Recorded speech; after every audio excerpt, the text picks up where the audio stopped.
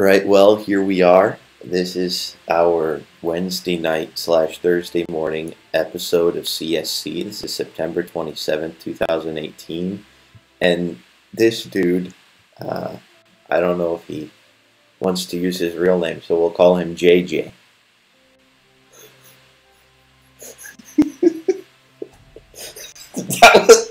Well, I realized that after I said that. And I was like, well, I'll just keep it anyway. JJ, jet plane. People are gonna think that we're retarded, but they can think whatever they want to think. They'll be wrong. Oh boy. So anyhow, Mr. JJ here said, "Oh crap, I can't open the Discord messages. Would you mind copying the Discord messages and putting them into WhatsApp so that I don't wind up messing the whole Discord thing up?" Because he had a few topics that he wanted me to bring up during the stream. Oh, you could just announce them. Sure, that'd be great. We're going to be doing 3 topics that Mr. JJ has decided to speak on. And we'll then continue with the Iliad.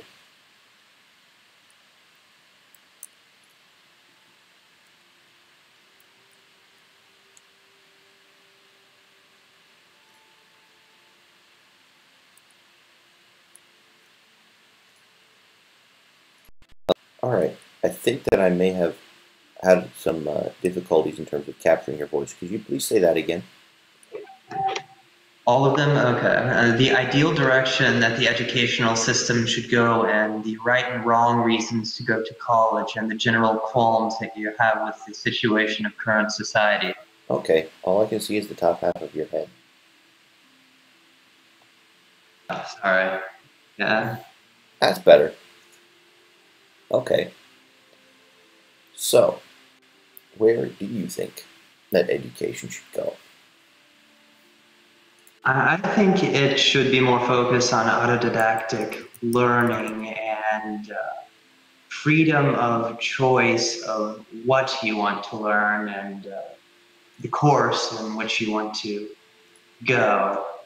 Mm-hmm. So if you are thinking of pursuing a science career from a very young age, you should be taught everything related to science. And I mean, it could change based upon like your age, what you actually want to study. You shouldn't be confined to one topic your entire life from a choice you made as a young child.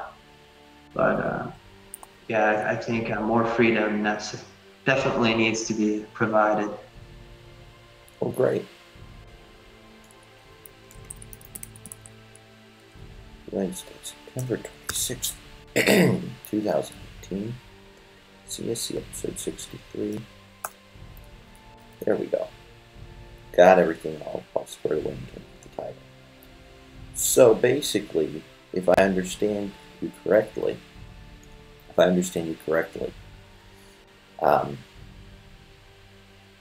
the educational system, you don't think should necessarily be systematized as much as just like how would you then deal with things such as say the compulsory school attendance law? I'm actually not. I would make sure that I mean there was compulsory education, but I wouldn't necessarily make it so that I mean they're required to take certain courses. There would be a basic standard of literacy to be met for whatever career path that they chose, and the classes would be aligned with what their goals, the child's goals are. So would you say that they would have to take tests to make sure that they're competent enough to perform the perform whatever job they're hoping to get in the future, but whether that be in academia or the arts, to a trade, really.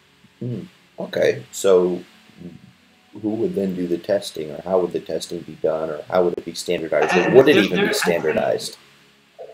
I think there should be annual testing to biannual testing of all of the basic skills that would be required to succeed in society. I mean, you should be able to speak the language of the country that you're living in well and understand the grammatical rules, but you shouldn't necessarily be required to take an art class or even a gym class. I mean, I can see how that would be helpful in a certain sense, But that you don't think that it should necessarily be compulsory. yeah, it shouldn't be compulsory. Okay, so just this very rudimentary. Itself should be compulsory, but I mean the classes in which they take shouldn't be compulsory. I mean they should have basic understanding. So basically, reading, writing, and arithmetic kind of a thing, compulsory. Yeah. Everything on top of that, the student goes and the student chooses what he wants to do on top of that, on top of the basic skills. Okay. Well, in that case, compulsory education would be pretty easy to ubiquitously give to almost everybody, because and then it seems to me that if your idea were to take root, then people would quite likely, because they would have to take responsibility for their own education, find the right materials. Like, even if they wouldn't have done so in a normal school setting, because their future is in their hands and more in their parents' hands than would otherwise be the case, there would be a sense of responsibility and people's abilities then in order to match up with what it is that they would be taking upon themselves in order to actually learn and grow would develop considerably more, perhaps, than in an ordinary school a system as understood by today's standards.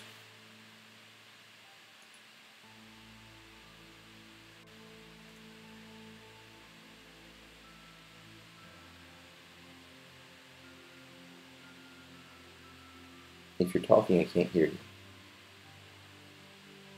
If you're not talking. Oh, 1 second. My audio actually went off for a second. Oh, fun. Yeah, with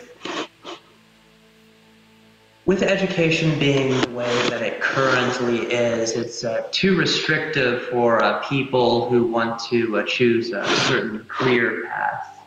I mean, what career path would you say that? Well, say that they wanted to get an early head start in engineering, and they were required to take art classes. Their competency of the coursework that would pertain to the engineering job that they wanted would be delayed by a large percentage. I mean, they would have to wait years to learn what they could learn at a much earlier age in high school even. I mean, and most of the engineering level classes are taught at the college level. So I think more advanced students, it should be said that they should be allowed to experience those classes at a younger age. And I mean, there are research opportunities for high schoolers, but they're not getting any credit for learning that material.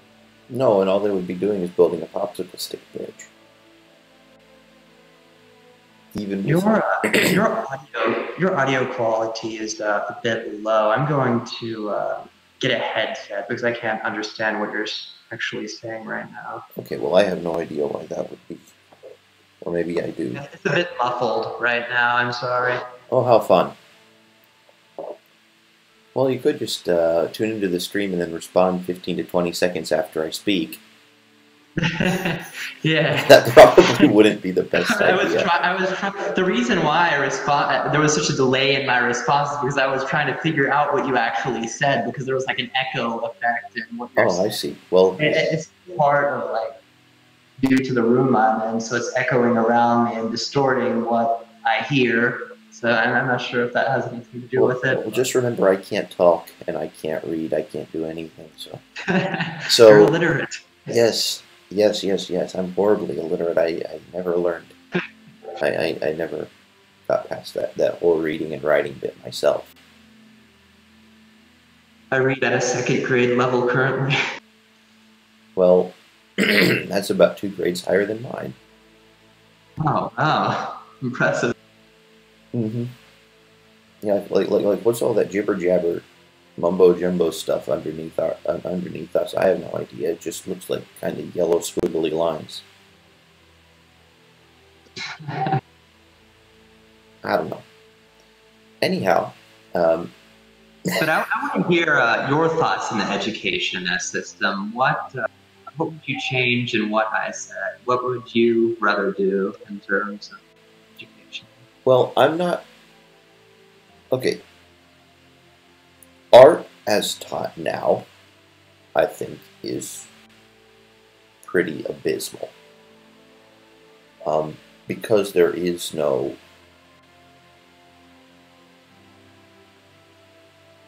I would say there is no aesthetic appreciation. I mean, now you're basically getting to the point where peeing and pooping of weird colored things uh, is art. That's my expression. That's how I express myself. Well, go express yourself in the toilet. I can draw stick figures. Are you impressed? Yeah, it's like go express yourself in the toilet and come back when you're done. And then we can have a real conversation. But if you were to actually look at, for instance, the proportions uh, uh, of different body part sizes in the human figure, or uh, different mathematical ratios like phi that we're attracted to, and so on, and going and looking for those things in artwork, I'd be completely fine with that kind of a thing. I'd be completely fine if there was a quote. Understanding the concepts and reasons for certain types of Yeah, art, what's the culture behind them. I can yeah, understand how that would part be valuable, and but even learning how to I'm not. draw apples and desks and houses on a two-dimensional level is absolutely worthless. Well, you see, I don't know what would be worthwhile and worth less, because ultimately, let's say that you're an engineer, right? And let's go and say the entire educational system has already been changed. So we'll put ourselves into that particular position. How in the world are you going to market your stuff? You can obviously have some sort of credential that'd be useful, but if you wind up having a portfolio, let's say you learn some architectural drawing. Let's say you learn uh, some elements of design. Let's say you learn these things that make what you're doing more marketable, so you don't only do the Yeah, engineering. that would actually be applicable. But if you're drawing structurally unstable Well, buildings, I mean, in your exactly. art, I mean, You need to do pointless. both. I mean, unless I would say you need to have yeah, I both. mean, to But learn what is structurally incompatible with what a building would be doing, and yeah, okay. yeah. So I would say that you would wind up needing to, in a way, based on what you decide to do with your life, constrain your artistic expression by that which is actually physically feasible. And I think you have all these idiot people that are drawing, uh, upside down pyramids. Like, oh, we could do that. All you have to do is For have the real structure art, it's a right. way of expressing myself. It's like good luck building one of them things. Uh, there's this thing called stability, and well, unless gravity works a little bit differently than I learned that it works, that sort of a structure would just not work. So I would say that a lot of people's understanding of art and so on should be especially at the beginning, contextualized in the realm of what's actually real, because ultimately art is expression of that which is real. Whether it be objective or subjective is something completely different, but still, I'm going to go ahead and say, the contents of one's bowels or bladder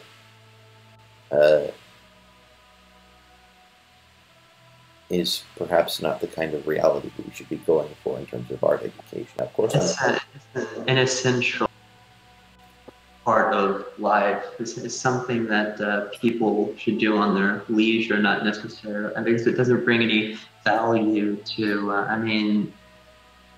other than emotional satisfaction, it really doesn't bring any value unless what you're talking about is art for a purpose of application, learning how to design buildings. Would you say the Mona Lisa was a waste of time? Could you repeat that, please? Would you say the Mona Lisa was a waste of time? I think it was a good, in a way, I think it's a good representation of what a human face, and I guess you could say early representation of a human face. There are multiple ways, and in a way, it would be a waste of time, because that was meant purely for the viewers of the particular art piece and the emotions that it conveys for what I assume to be the enjoyment of the onlookers. So, in a way, it would be. I don't really consider that to be worth that much, but that's just me. That is just my subjective opinion. It's ultimately, the Mona Lisa doesn't do, like, here I'm looking at it, and I'm just thinking about how to best describe my reaction.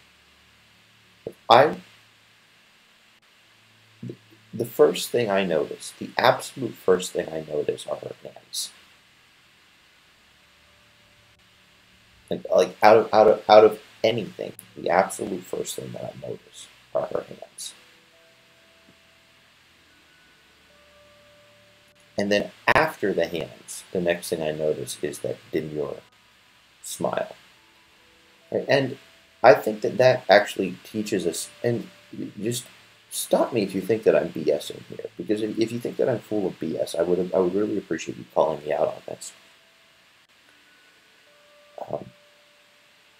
I think our fixation, or my fixation on hands, it kind of makes sense in terms of what it is that, for instance, let's go back to... if you look at her eyes, it appears as like though she's smiling, but if you focus on her mouth alone, it's a frown. So it conveys like an emotion of like amusement without like fully displaying it, I guess, if that's... Well, kind of like what I have right now. Yeah, exactly. That's again just for an emotional response. Is that truly worth something? I guess it is for some people. It would just depend on who you ask. Yeah. So it's worth something to person X, whereas it's worth nothing to person Y. I never really appreciated art. I did appreciate art, like pictures of castles or dragons, or like a fantasy depiction, but not really of... that's something that evoked an emotional response in me, but nothing else artsy, aside from like pottery, like the physical art, something that you could touch and had use, was mostly worthless. Okay, well that makes some sense. What were you going to say? If I could finish what I was saying about hands, and then you could comment. Okay. I notice that when you're showing your hands, first off, let's say that you are... Why? Because The hands signal your intention. If you're carrying a weapon, if you have a weapon, that becomes abundantly obvious, right? You know by seeing my hands whether or not I am a threat. And if you know me as a knife-carrying person and you don't see my hands, or even if you don't know me as a knife-carrying person, but you just don't know me from Adam and you don't really trust me, well, you're going to be, if your brain is doing what it's supposed to do in terms of keeping you alive, you're going to be on alert. You know, if I'm hiding my hands, now if I'm sitting on my hands, you realize that I'm completely powerless, and that would be completely different. But that relationship toward hands, as these are, you know, opposable thumbs, all these different wonderful things. Our hands are great tools that we can use for great good or great destructive force. And so, getting an idea of what other people are up to, the first thing you should look at are their hands. The next thing you should probably look at are their feet. And after that point, you can kind of see, okay, where are they looking? What kind of a gaze do they have? What sorts of intentions do they have? Because ultimately, we are tuned to see threats. So you can get an awful lot about, okay, what is it she's doing? She's just posing for the picture. But so basically, it's a representation of human intention. Then that is interesting. Mm-hmm. Exactly. You can see that, you know, her hands are resting delicately. You can even see, okay, based off of her sleeve there, her right hand is resting on top of her left, and her arm seems to be, you know, about average in size, but then her hand is resting so delicately on top of the other, which leads me to believe, you know, she's probably carrying a little bit of tension in her arm in order to have it be more delicately placed there. And so then you can be like, okay, well, let's follow that up into her neck. Is her neck tense? Well, her shoulders are kind of down, so she must have been, you know, in this particular pose, or at least as Leonardo saw her or wanted to convey her, a very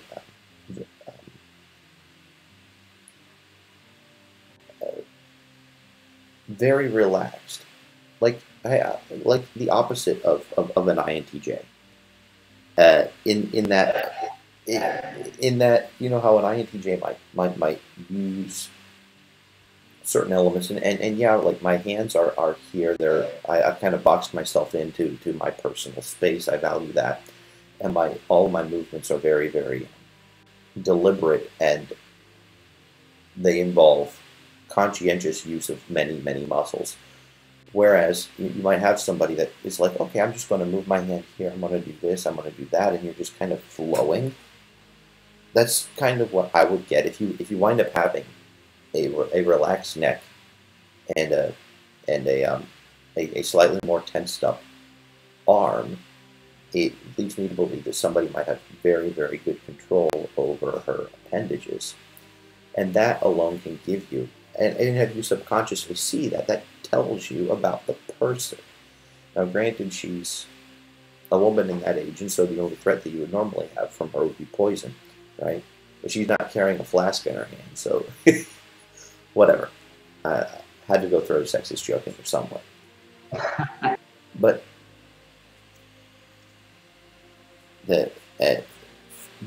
so I noticed the right arm and what that conveys before anything about the face registers. And that's not what I hear most people say about the Mona Lisa. What I hear most people saying about it is, it's like, okay,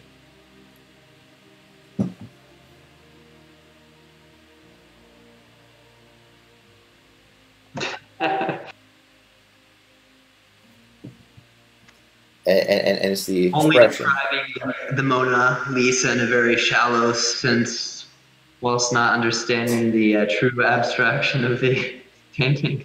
Yeah, but so I don't know if it's for enjoyment. I don't know if I enjoy the painting. I don't derive too much enjoyment from it. Um, but I would say that the poise and everything is it does grab the attention. It certainly is attention getting, and I think it ultimately conveys a lot about both her in general as a person and about once you start looking at, okay, what like, is she relaxed? Is she tense? Where is she carrying the tension in her body? Then why would she be having that? The laughing eyes and the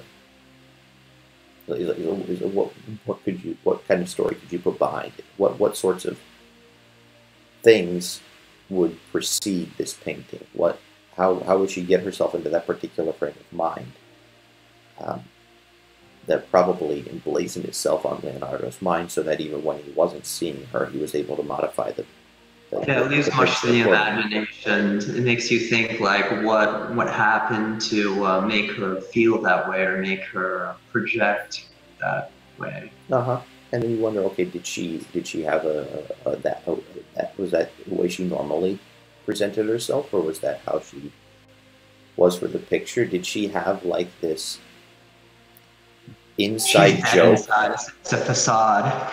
Did She she just have needs like this inside joke going on, like when she was there, being painted, or posing for the first time? It's like what was all that about? Or was that just a thing that she had to constantly be thinking about something funny in order to not uh, have her face just sort of to. what's it, the saying, resting something face, Oh yeah, resting. RBF. Yes, Yeah. yes. It's like was she just thinking of something funny to prevent herself from going into that? I mean, there are so many The things. resting female dog. Yes, exactly, exactly. So, but the reason I brought up the Mona Lisa is because it's that famous thing. It's that really, really famous thing that everybody knows, but nobody can tell you which way she's pointed, right? If you're not looking at the Mona Lisa, tell which way she's pointed. Okay, ask ask an art professional, next art professional you see, ask him or her which way is the Mona Lisa's head pointed. Which way is Mona Lisa's head pointed? Okay. Just watch the confusion. Like, it's like even better if it's somebody that studied her for a long time. It's like, is it this way or is it this way? Which way is it? Which way is she posed? And you're going to see them just racking their brains because that wasn't one of the things that they were paying attention to. And so even playing games like that, thinking, okay, what is it that are the significant elements to which we pay attention? And then you could easily do the same kind of a thing with a movie poster or something that's supposed to catch your attention. Why does it catch your attention? Does it catch your attention? If it doesn't, then pick something that does catch your attention and find the differences in between them. Like you can do all those sorts of things, and I would say She that is would, posing right though. Isn't that correct? yeah, Well, where do you think she's, yeah. she's facing in a right direction? I'm not looking at the actual painting right now. I'm just recalling it from memory. Mm-hmm. Mm-hmm.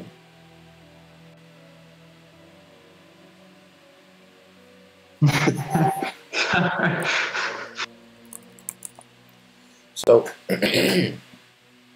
Have you responded to any of the questions on nobody's YouTube? nobody has asked a question. Us. Usually, I don't wind up getting too much interaction with the chat until about 5:30 my time. Oh, okay. Yeah, that's just kind of a normal thing, and then people go back and watch it or whatever. Average time viewed for one of these streams is about 20 minutes, 23 minutes. And people pop in and pop out and so on, and then they'll go and they'll watch the video afterward and things of that nature.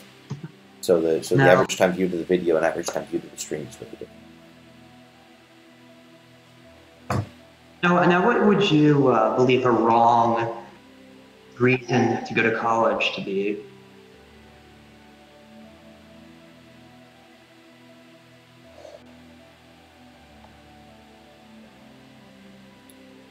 Gender studies. I think any art major other than with the intent to attain like a master's in like fine art, with the intention to teach or like arts. A PhD. Yeah, I mean, you could perform without having any sort of degree. You just go to an actor's theater and train. Exactly. So then you can ultimately get certified in that anyway. Audition.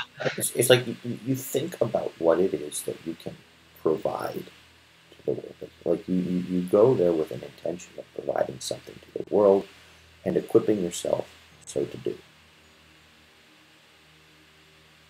And if your only reason to go to college is something to do, is what I'm supposed to do. Oh, I don't want to upset my parents. I mean, I'm just going to pick an easy major and then work at Walmart for the rest of my life. Yeah, you might as well start flipping burgers now and not get in debt. Then start flipping burgers after 4 years. Yeah. You're asking, would you like fries? I've heard so many people say that it's like, why are you even going to college? It just costs unnecessary money. Are your parents paying for it? And if so, I mean, that's wasting their money, considering you're not even going to be able to have a career in what you are majoring in. And if you're interested in something, you can definitely do what you immediately suggested at the beginning of the thing, which was the autodidact, learning yourself, going and exploring what interests you. And if somebody wants to put together a little course on the matter to compile a whole bunch of stuff to make it easier for you to learn, you can go and choose yourself to use that course. You can choose yourself. Okay, is this a good curriculum for me? Is the syllabus for this particular course good? And then you can go and pick and choose. Ben Franklin was that's how he learned, and he was actually just reading about him and reading what he did, reading about his life. He was one of probably the biggest inspirational figures in my developmental days, like early childhood kind of stuff. I grew up watching American history documentaries, and although I don't remember that much about it, I remember Benjamin Franklin was one of the biggest inspirations, as well as James Madison. I don't remember why James Madison was an inspiration, but as a child, I did look up to that figure. Ben Franklin specifically, I think, exemplified somebody who was,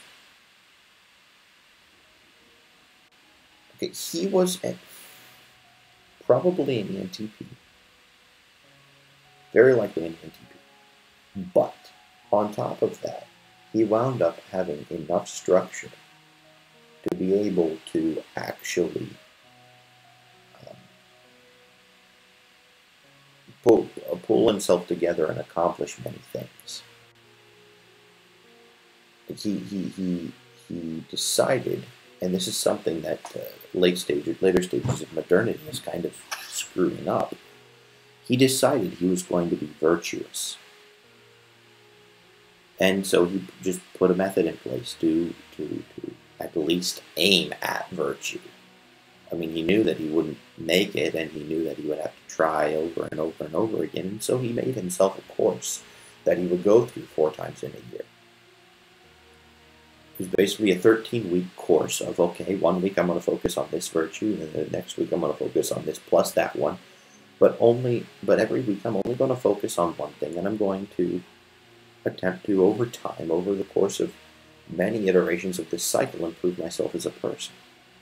So that's what a lot of perceivers... Perspective schedule. Yeah. It's something a lot of perceivers don't necessarily go and do because they want to spend time perceiving, but Ben Franklin had the wisdom to understand. Perceiving instead of applying. Yeah. Ben Franklin had the wisdom. He had the wisdom to understand that if he wanted to pursue what he wanted to pursue, he had to go and structure his life so that he actually had the time to do it. He had to amass for himself an income stream in order to fund what he was doing.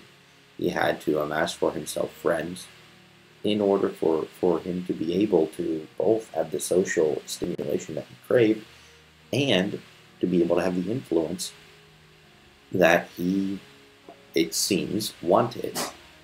So he was very intentional in his living, but then he wound up gathering so much information that he was able to refine his intentions with time and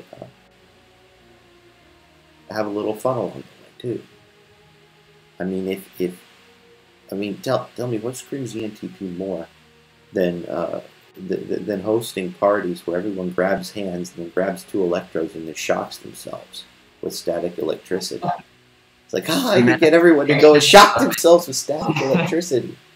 Yeah, a manifestation of an insane theory that only an ENTP would come up. Well, ENTP or INTP would come up with.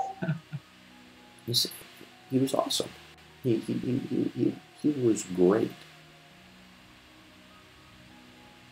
He was, and I completely lost track of what it was I was saying here. But I think it had to do with him as a role model. Why did we go from there? Because he wound up, his biggest contributions, I think, were in terms of inventions and writings. And that was his self-expression, but he chose to express himself in ways that were good both for himself and for others. And he imposed what he needed to impose upon himself. He imposed the structures to help accomplish that. And he wrote Poor Richard's Almanac for the purpose of giving other people something. He used the medium of his time, the written word, to hopefully influence people into making better decisions for their lives. And we now don't have Poor Richard's Almanac, or I'm supposed to go back and get some, but we have YouTube, we have all these different other things that he never had. And oh, hello. How are you doing? Good to see you.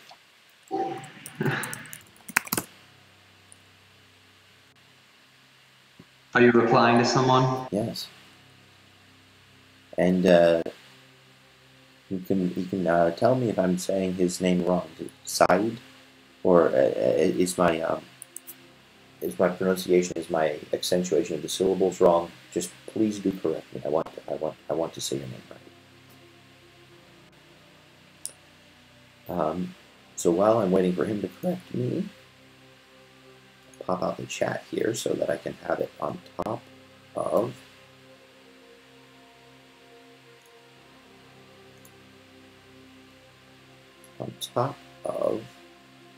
everything else.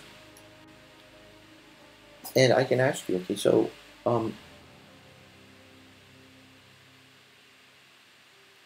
Yes. JJ, Yes. what? Oh yes, so Ben Franklin, autodidacy, learning yourself, learning how to cite. So why in terms of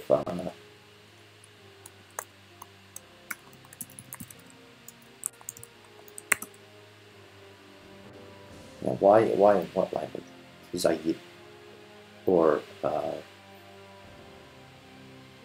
and then is it emphasis on the first or the second syllable?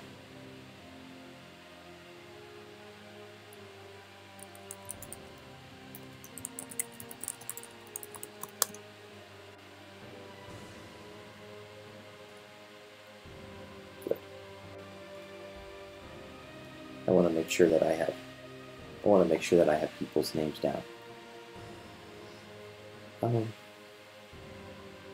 English, okay. Sayyid. It's difficult for me to have the D without it becoming a little more sharp. Okay. Matthew struggling with names. Yes, of course I'm struggling with names, and that's something that I've done for a very long time because I think that is respectful to people. Like, I mean, if aside from you because you don't want me to use your real name here, so I'll call you JJ because, well, why not? Aside from things like that, I don't know. I guess it's probably because I've had enough people pronouncing my name wrong, both here and in the States. Matthew Lane. Lane. Yeah, Lane. Yeah, I know. Yeah, I mean that's one thing. Yeah, Lane. Yeah, Matt Lane. You know, I'm Matt Lane. But also, that's the reason that I'm going by Matt now, predominantly, is because I went by the Finnish version of my name to begin with, Matti, and then everyone called me Matty Lane. It's like, okay, that got to rethink that. Then I went by Matthew, and you know, people in the United States, they were fine with that, but then when you go to Finland, it's Mattev. Okay, that doesn't work. I could call you Laine, which would be like the Japanese pronunciation of your. Or no, it would be Laine because the actual L doesn't exist in Japanese, so it would be like R. The R is like mixed with the L, so it'd be Laine. Okay. Laine. So yeah, I guess it's just that because I've had my own name butchered, both, and don't even start me with my middle name. Like, I'll just write I and we'll just leave it at that. I'll just write the middle initial.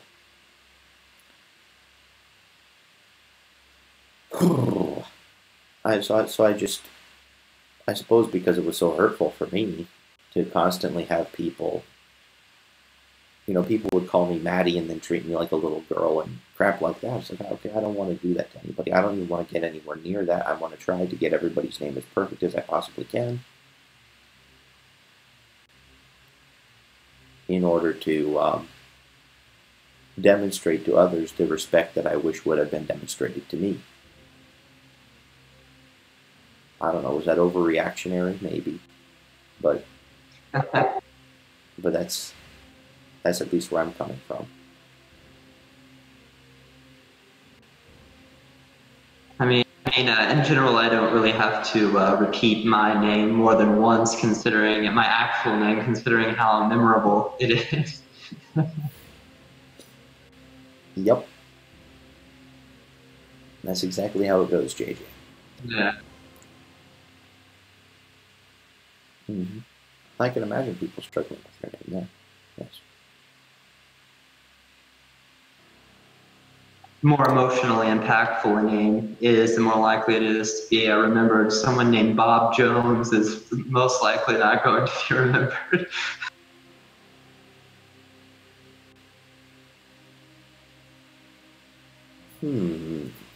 So does that mean that you need to go and like name your kid all sorts of emotionally impactful things? Yeah, so something that will be memorable, something that's unique. I'm not a fan of generic names nowadays. It's just like, oh yeah, that's just John over there. At least name them something creative.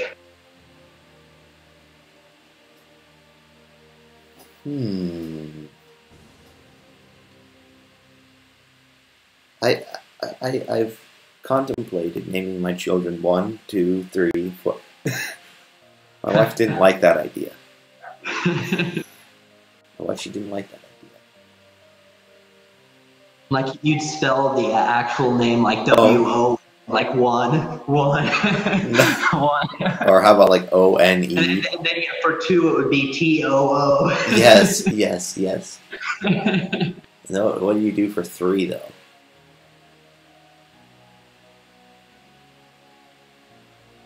Yeah. So naming the kids 1, 2, 3 didn't.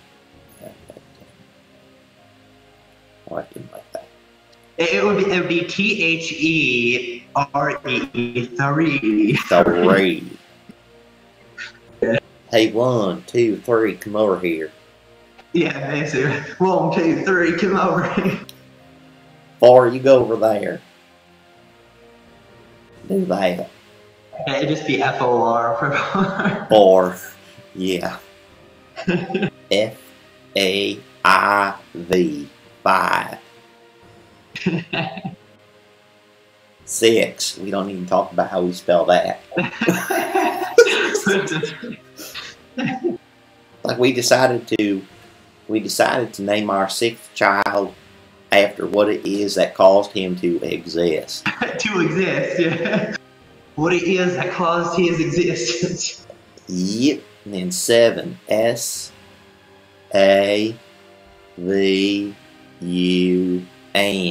7. Thankfully, you don't really encounter that much of that kind of accent where I live, at least not anymore, but there still is a significant amount. Well, the thing not is, as much as there. Some guy asked me where the strawberries were when it's the produce section was advert. He's like, well, where are the strawberries? I knew I know that I saw them at a particular part of the store. Well, they'd be in the produce section on the other side of the store, sir. And it's like, oh, okay. I mean, the strawberries are literally like right there when you walk in. You can't miss them. Well, I mean, I could, if they're right there where you're walking in, I would probably miss them. Yeah, well, no, they weren't right there, but I mean, the produce section was like clearly advertised where like I would notice the produce section, I think, unless I was completely in my own head. If I was completely in my own head, there ain't no way I would know where the strawberries were. Though I would try to read. I look up and I see them signs, and then I try to read. But sometimes when I'm working at Kroger, I literally like point to an item that's like right behind, and it's like, oh, it's right behind you. Literally, turn around. Well, good. Like, good oh, for you. wow. I've gone past. Okay, I was going to. Oh, why do people associate that accent with stupidity? I don't know. I would have had an awful lot closer to it if I would have actually not conscientiously developed the one I did. I suppose it's. I think that culture is associated mostly with cities, and even then with certain places in certain cities, and then you wind up having these gigantic population centers that wherein people, have this elitist attitude. Then if anybody is different in any way from that particular stereotype, then well, ridiculed and isolated. Exactly. So if you think about, for instance, the program, the Beverly Hillbillies. If you think about that, okay. I thought that was funny as a small child. Yeah. Watch that.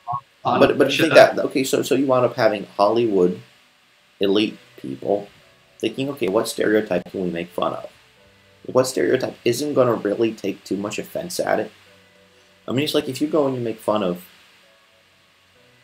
now, like nowadays, you can't make fun of certain groups because they're privileged, right? So especially now, the only group you can make fun of are Southern white men,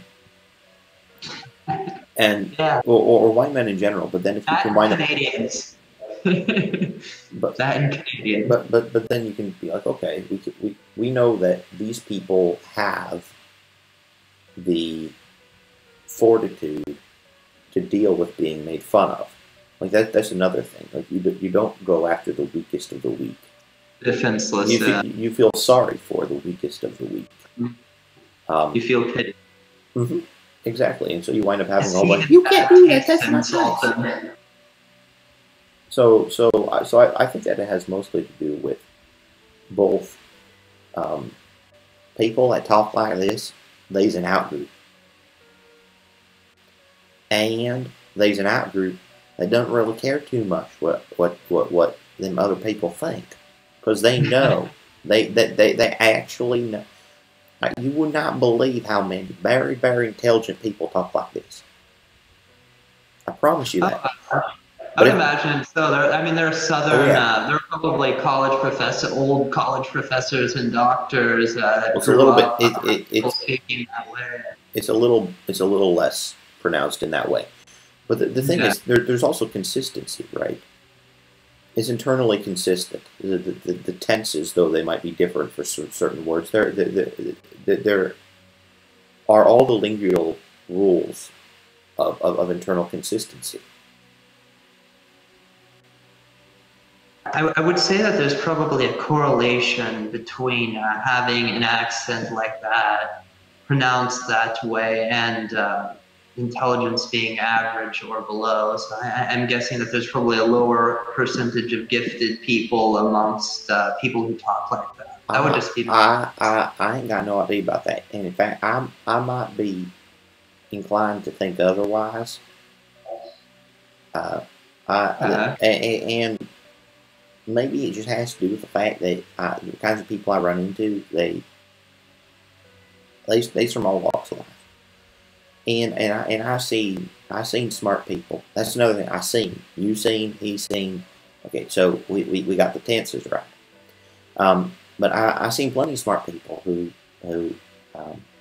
talk like this, or a little bit less, kind of like this. Almost like just having your tongue a little bit forward, and holding your mouth that way. Almost going out of your way to not be sophisticated like. That doesn't mean just because you don't want to be sophisticated doesn't mean you're not intelligent. But one of the reasons that you wind up having the intelligentsia, the intellectuals speaking more clearly, is because of the stereotype. It feeds itself. Yeah, that's true. And people base their perception of intelligence on the stereotype. But science asking me to keep talking like this for the rest of the stream. I used to talk like this when I was a wee child.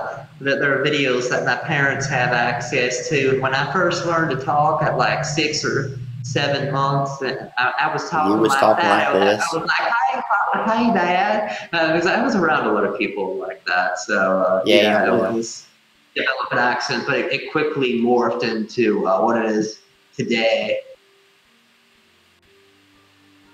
Well, I did actually develop a Canadian accent, a somewhat Canadian accent, when I lived with Canadians for 8 months straight in the Dominican Republic. Like, everyone was from Canada except for like 2 or 3 people, and I began to adopt this really northern accent. I think I would accidentally say house, like house instead of house. Like house. House. Like that. It would be like going towards that direction instead. That's how everyone talked there. One thing I noticed about being here in Finland is one of the things I noticed about being here in Finland, it's interesting because the people I spend my time with, I mean, they ain't learned English as their first language, but they know it. They learned it in school. They know it pretty good. They know it pretty good. And so what they do is they want to speak precisely. They want to say what they want to say. Like, I know there has to be a word for this. There has to be a word for this. Can you tell me what it is? I go and I tell them that word. And they use the language much more precise like than most native speakers. The pedantic assholes. I don't think that that's their goal. Yeah. I don't think that's their goal. I think their goal is because they want to say, and they want to, you know, we use the right words. I think they think it's respectful to use the right words rather than try to talk around the whole thing. I mean, they will talk around the whole thing, but try to remember the word too. And so you wind up having all these people from Finland over here that has such good, especially in certain contexts, vocabulary. They knows their words, and then when it comes to their functional vocabulary, they naturally go and pick them words that they've been using, and because they ain't used the words so much, normal words, they go straight into the more precise words. And I find it very refreshing to talk with foreigners. I find it very refreshing to talk with foreigners because they don't judge you the same way that natives do if you start using smart words. And I also appreciate it to the extent that if they say a word that's not commonly used in the United States and one that I probably don't know, it makes me aware of its existence, and I go look it up and learn a new word. So. Oh yeah, it's and it's so nice because they don't know any better. Like, you know, they're not doing it to be nasty. You know that they're doing it just because they want to use the language right, and that is amazing.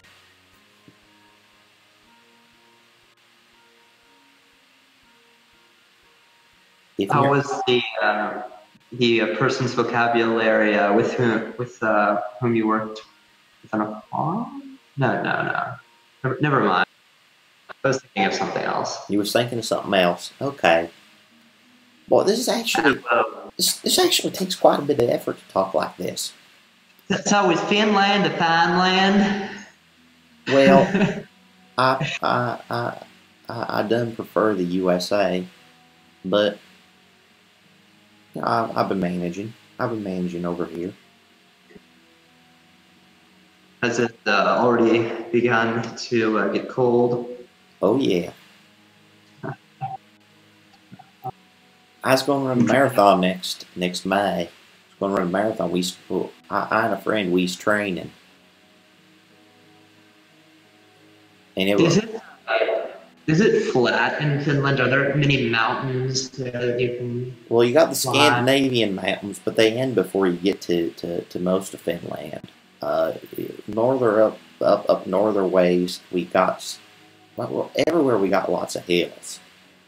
Almost everywhere we got lots of hills except for some more flat places. But the hills are pretty normal.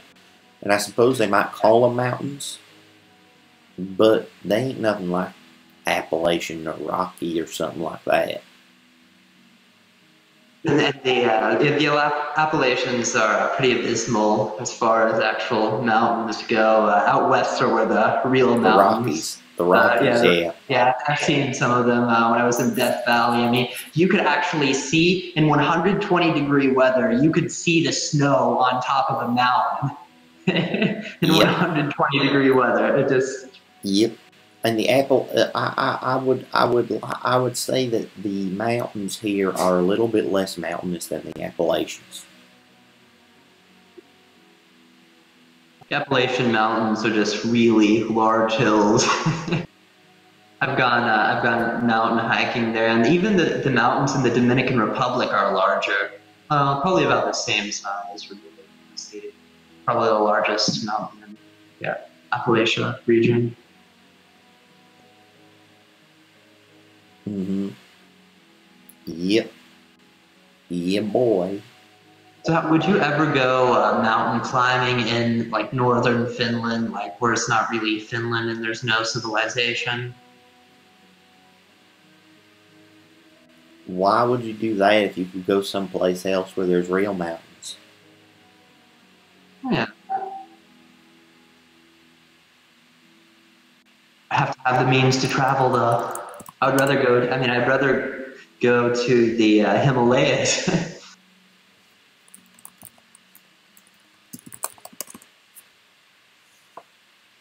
That would be fun. That'd be very fun to go to the Himalayas. Look for the Sasquatch, and then Bigfoot, one of them Bigfoots. See if they really have big feet.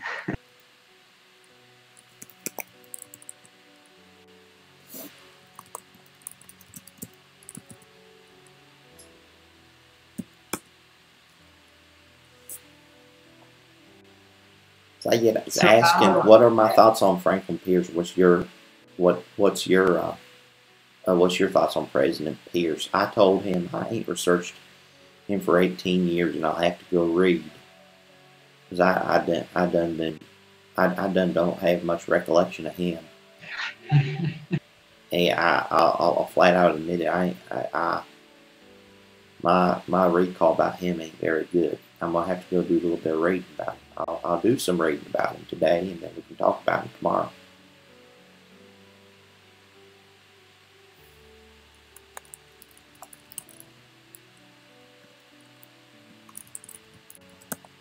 Is there a way for me to view the YouTube chat? This is the first time I'm actually streaming.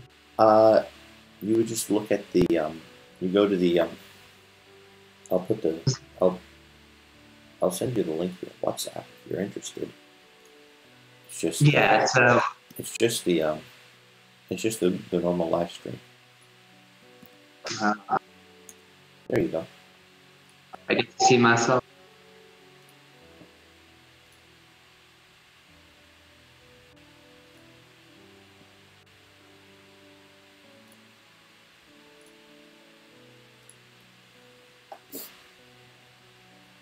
Yep, you'll get to see yourself.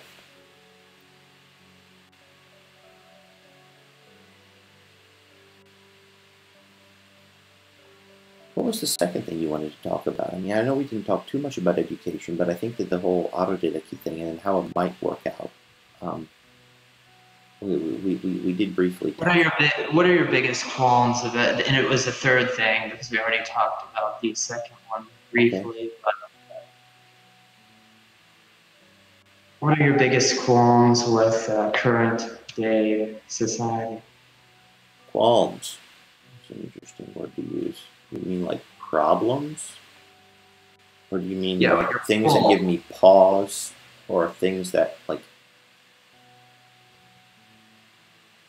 What do you mean by that? Do you... What arguments do you have about current day society? What would you change? What do you have a problem with? That's what I mean by that. What issues do you have? The biggest issue that I have, and I'm actually going to go and just one moment, let me get some coffee. You can say whatever you want to say while I'm gone, and hopefully the whole stream will train wreck. I'm actually going to get a drink myself. Well, wait until I'm done. My thing's going to take less than 10 seconds.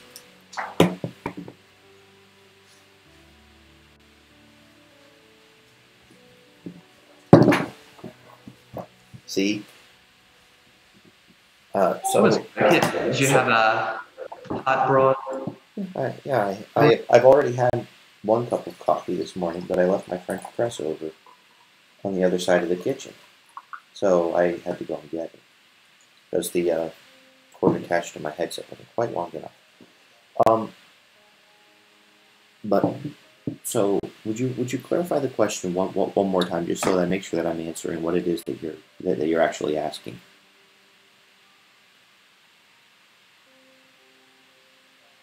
I can't hear you. Yeah, sorry about that. What issues do you have with current day society? What would you change if you had an opportunity to do so, aside from the obvious in the educational system? Would you attempt to change society's perception of intelligent people and teach them not to ridicule them and instead embrace their talents? Well, I think that just goes under the general heading of respect, and yes, I think that that's important. But if I had one thing, the biggest thing I could possibly change, it would be this idea, and I have to be very careful in how I phrase this, right? Because I am a scientist. I'm a scientist. And I think that when people jump into the realm of science, they often jump into the realm of materialism, meaning believing that because material things are the only things that we can observe, basically matter and energy are the only things we can observe, that's all that exists. That would be thing number one, because you don't, by definition, you can't prove that. You're dealing with a self-contained system, and there are questions that science can't answer. Kind of like what we were discussing yesterday during stream about you cannot derive an ought from an is. And so I would say that there are people that believe that there is something transcendent to the material world. Now, I'm not saying that one can necessarily know through the material world. Obviously you can't, because it is transcendent. It would have to be, revealed in some other way. Perhaps in an immaterial way, perhaps in a way where something immaterial manifests itself as material, what have you. That would be the first thing that I would discuss. The other thing I would discuss would be the subject of religion. And I will say it one more time. I will read it from here because I think that this explains the way that I talk about religion and dogma and belief and so on better than almost anything else. So you wind up having, and I'm going to take one of my favorite INTJs of all history, what he has to say on the matter. Luther. And he writes on the first commandment, "You shall have no other gods." And he says, now, his main point is, "Now I say that whatever you set your heart on and put your trust in is truly your God." And then he says, well, okay, a God means that from which we are to expect all good and in which we are to take refuge in all distress. So to have a God is nothing other than trusting and believing him with the heart. Of course, you can say intellect with mind, with what you are. I have often said that the confidence and faith of the heart alone make both God and an idol. If your faith and trust is right, then your God is also true. On the other hand, if your trust is false and wrong, then you do not have the true God. For these two belong together, faith and God. Now I say that whatever you set your heart on and put your trust in is truly your God. So I would hope that people would have that understanding of what a God is. Because then you wind up having people of whatever belief structure going and making the argument essentially that I am an atheist. And I could say I'm an atheist too. I don't believe in many gods. Yeah. There are many gods that I just don't believe in, but I do believe in the God I believe in. I am a theist. I'm a Trinitarian monotheist. Are you polytheistic or monotheistic? I am a Trinitarian monotheist, just as Christians have been ever since the whole idea of the Trinity existed. Now, what about a Christian who placed his faith and trust in money just as he would in God? Would he be polytheistic according to Martin Luther's definition? Well, you would ultimately say, you would ultimately say, according to Martin Luther, that person would be having an idol. Okay. And that would be, of course, according to the biblical thing. But biblical context aside, and thinking about it from a more broad societal perspective, because obviously you're going to wind up having to start somewhere, and that somewhere is going to have to be accessible to everybody. Otherwise, you're just going to be confusing everyone. Yeah. If we understand that everybody has an axiomatic system that ultimately is predicated upon faith in a set of first principles, then it winds up being a question of bouncing that up against reality and seeing how it fits. And then if we understand the limits of what the scientific method can and cannot test, we will know, at least from a materialistic perspective, how very little we actually know. Now, I think that people go and make all these broad claims, and you just put the hashtag science after it, or now in the postmodern times, it's like, well, we have scientific fact, but now we have my feeling, and my feeling matters more than fact. So hashtag feelings. So you end up having hashtag science and hashtag feelings, and they're kind of fighting because how do you test the hypothesis of the entity behind a specific belief? You can't really do that in many circumstances. And so many people will say, well, that just means it doesn't exist. Well, that in and of itself, that in and of itself is contradictory, because you can't go and make that kind of a claim with it doesn't work. The logic falls apart. And I would wish that more people would simply understand that many of the conflicts, probably every single one of the conflicts, is either a question, the big ones, about how different axiomatic systems bang up against each other.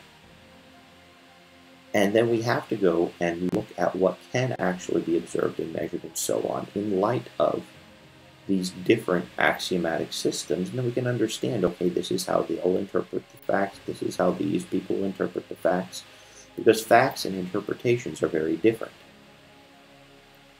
Facts and interpretations are incredibly different, and if one but they can be the same if the interpretation is also the fact of something.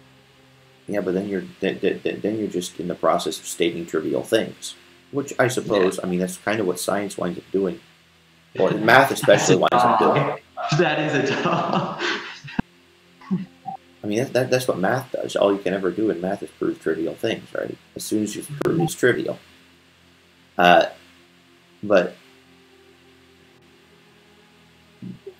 that's where I would start. I would start and hope that people could honestly look at their axiomatic systems and the axiomatic systems of others, see how they relate one to another, see how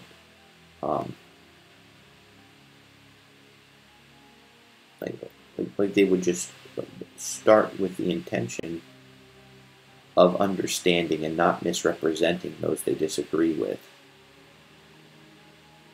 And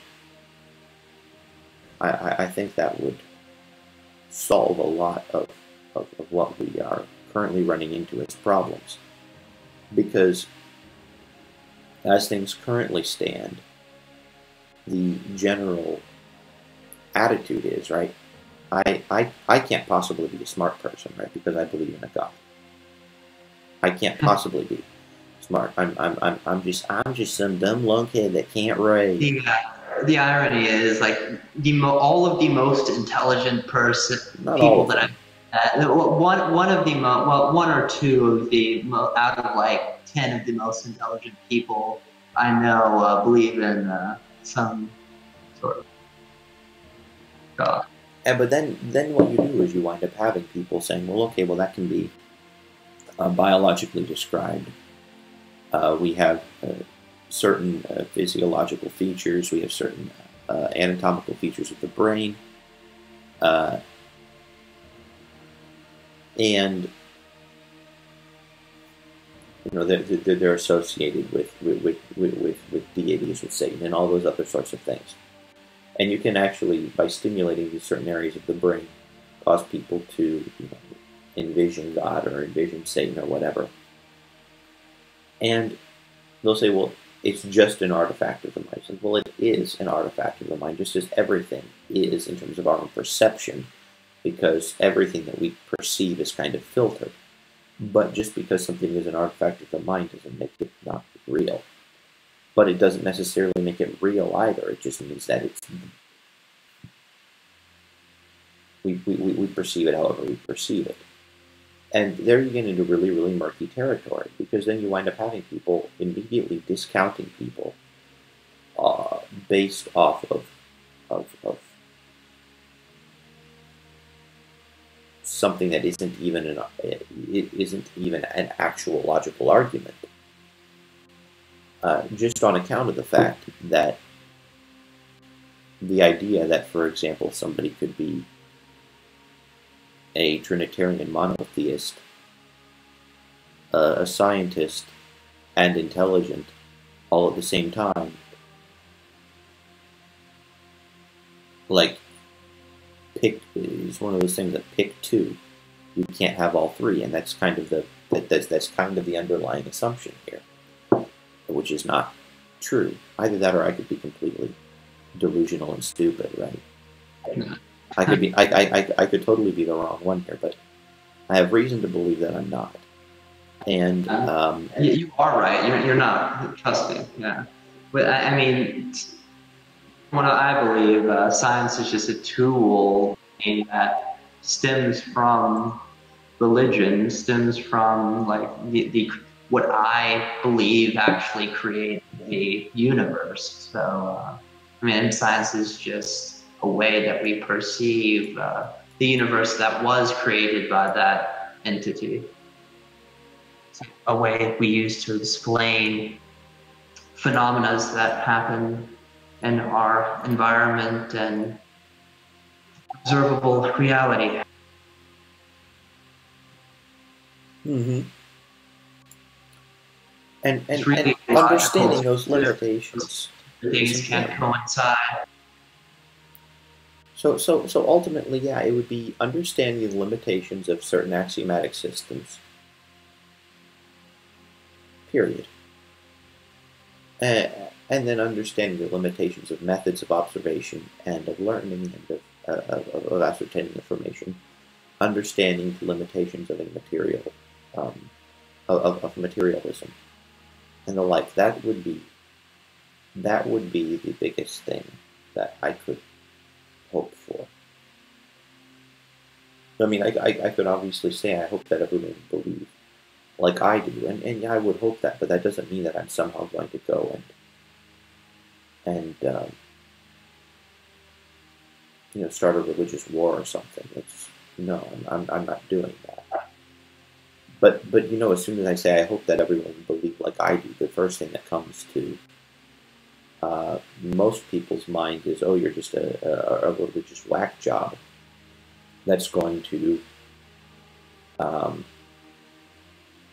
try to strong-arm me into believing. No, I'm not going to do that. I'm definitely not a theocrat. I'm not going to impose violence on you.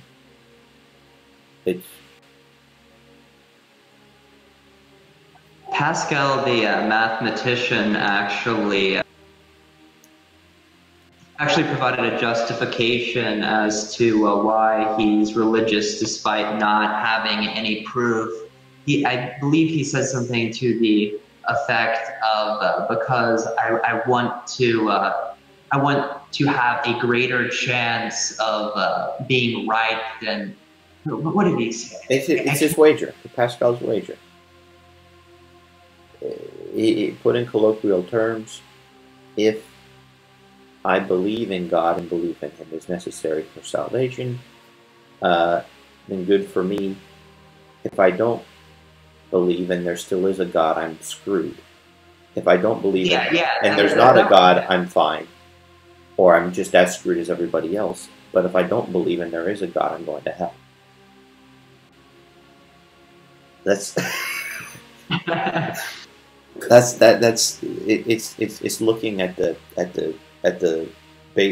basically the four squares of if I do and don't believe, and if there is and is not a God. Now, Now, obviously, you can apply that to all sorts of gods because you can wind up saying, well, um, there are many systems of belief that go and deify something. I guess if you wanted to pick a religion, you could do like a cross correlation. So is belief correlated to being right? What is the percentage of being right when you believe X? And then I was like, oh well, most people are either Christian or most people are either Muslim, so I'm just going to like go with that. Flip a coin. Yeah. So that's one thing, and then going off of the I lost the idea. Please do continue if you had something to say. Oh no, I was done. Okay, so continuing on with that thread, and we can finish this thread until we tie it back up, and then we can go and do a little bit more reading from the Iliad. I don't believe I've ever read the Iliad. Well, I've read the Odyssey, but not the Iliad. Okay, well, I will send you a copy of the Iliad on WhatsApp.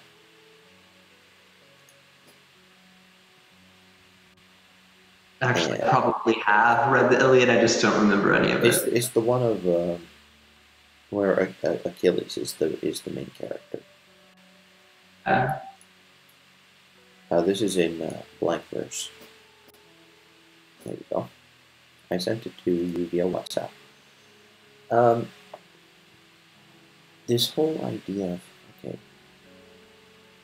so we were talking about Pascal's wager. If there is and is not a God, if we do and do not worship him, that kind of thing.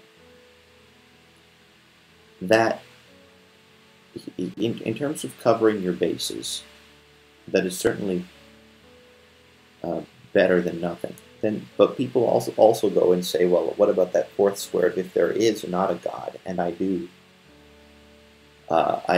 follow him, or I do believe or something, and that impacts my life today. Like, I wouldn't go and do things that I would otherwise do.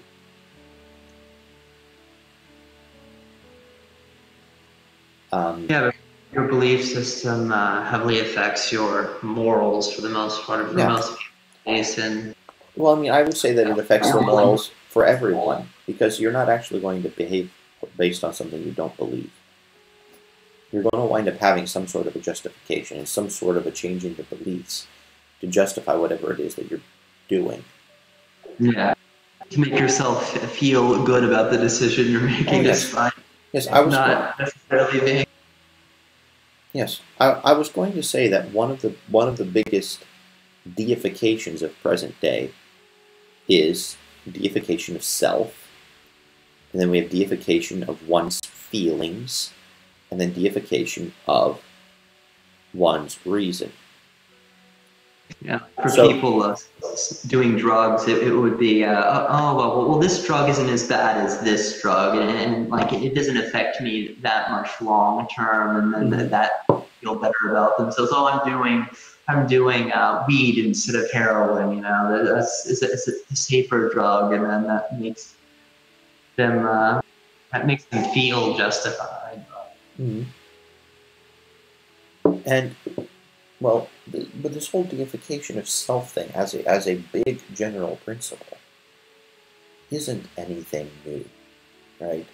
The manifestations are a little bit different throughout history, but by and large, it's the same exact thing. But if you are starting from the perspective of deification of self, then obviously any other belief system is going to be a stench to you. It will be repulsive. It will be a big problem.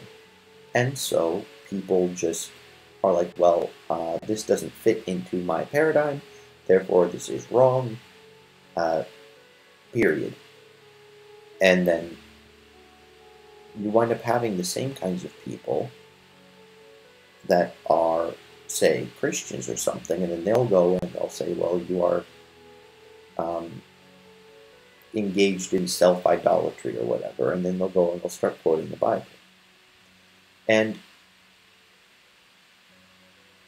I think that both of them, certainly both of them can say whatever they want to say. I mean, that freedom of speech. But I think if you want the words to actually go through, there's going to have to be an element of closeness between the people. You know, you're at least going to have to be functioning within your own Dunbar's number group of people in order to have any hope of engaging in any kind of constructive conversation, no matter which side you take. Otherwise, they're just going to deny any reasoning. They're going to say, I'm right no matter what. I don't know you, so we're not going to even discuss that, because that will damage my pride, or that will anger me, instead of actually thinking and saying, well, why do you feel that way? Like, what are your beliefs, and why do you believe the way you do? Like, I mean, most people are unwilling to talk about religion in that sense. Yeah. And I think that has to do, once again, with, are your hands carrying a knife? And of course, you're hiding behind the anonymity of the internet for a lot of this. Many people, they don't go out and actually talk about things. They're typing,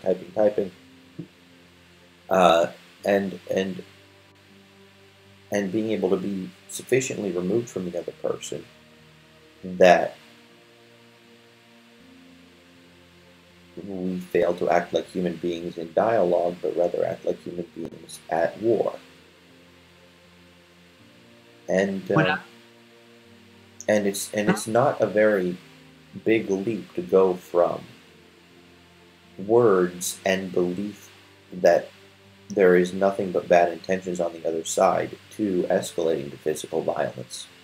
That's a natural leap to make, and one that we have been on the verge of making for quite some time. What were you going to say? I was going to say, when I was like maybe 10 years old, I asked my father whether Messianic Jews would be considered like the true religion, or the way God originally intended people to worship Him. I was Christian at that age, and he actually agreed that it probably would be the original one, because like a Jew actually accepting Christ, wouldn't that be what God originally wanted for?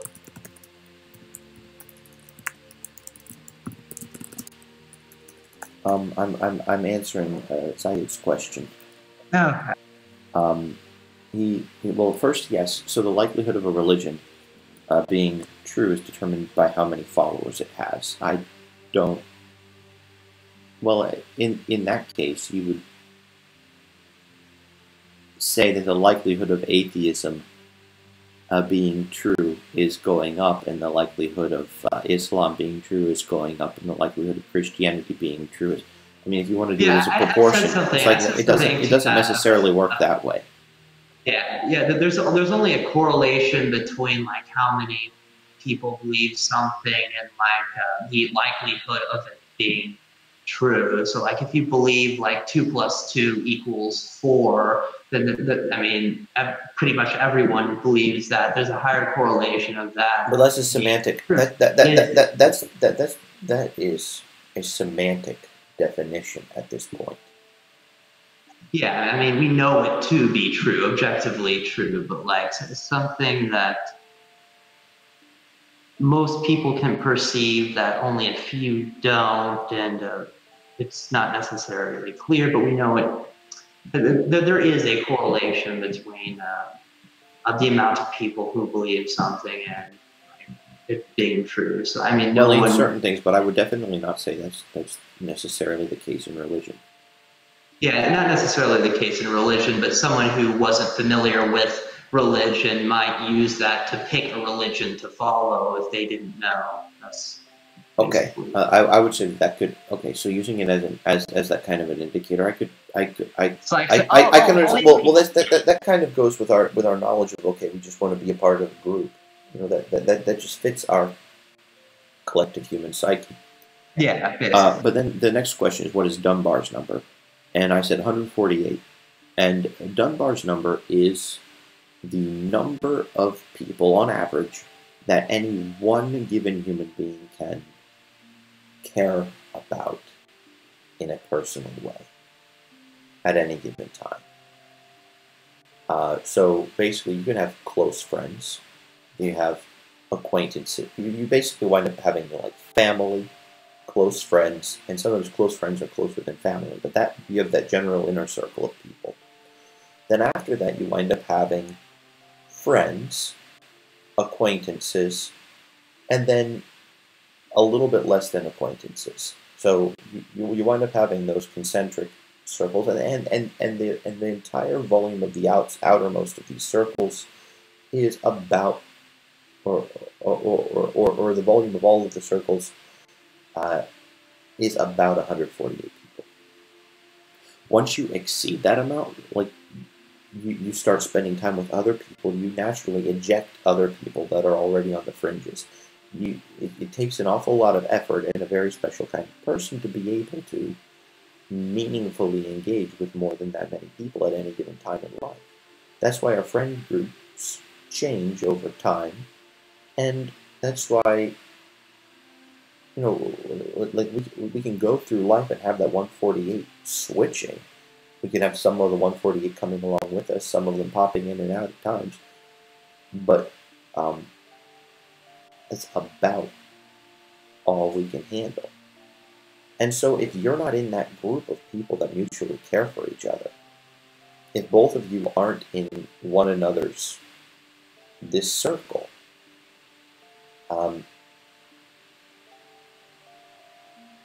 this 148 number is ultimately why tribalism is a thing. This 148 number is why you wind up having tribes of 1 to 200 people. And it doesn't really get much bigger than that. Civilization is a miracle because we wind up, and I'm using miracle loosely, we wind up somewhat overcoming this.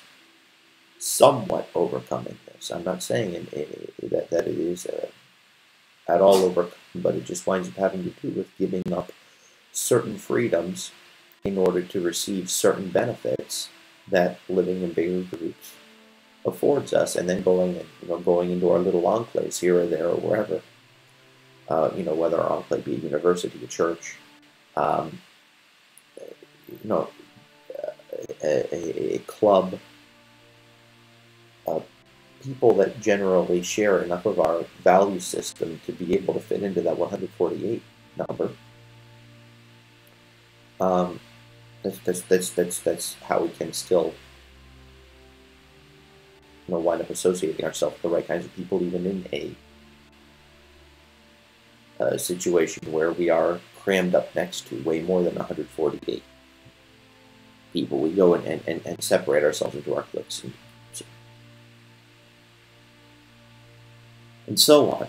And then you wind up having, of course, me against my brother and I against our cousin, my brother, I, and cousin against, and you just keep on going, and that's how that's just the way that it works in terms of closeness to a human being. So I hope that clarifies a little bit about what Dunbar had researched. I can imagine many people today having stable relationships with over 150 people or 150 people. Probably the average is probably 20 these days. Now, 148 isn't even like close. That is about 20. Like that's pushing. 20 is pushing it. Yeah. And then if you look at the hierarchical structure of businesses, how does it work? About how many people are being managed by about how many people. And depending on the task, it makes the hierarchical structure makes sense. You wind up having, let's just use the 150 number. So as soon as you wind up having 150 people, and you want to increase the group, well, what are you going to do? You can split the group into two, and then have both of them grow to 150 people, then have two department heads or two group heads or whatever that collaborate and maybe operate underneath one person. And you just keep on doing that until you wind up having enough groups and enough layers to fit however many people happen to be in any given corporation. Now, that doesn't mean that each group needs to have 150 members, but at least that kind of gives you a general starting point for being able to think, okay, well, how many people can work with whom? Are we going to have like a project manager, and then the project managers?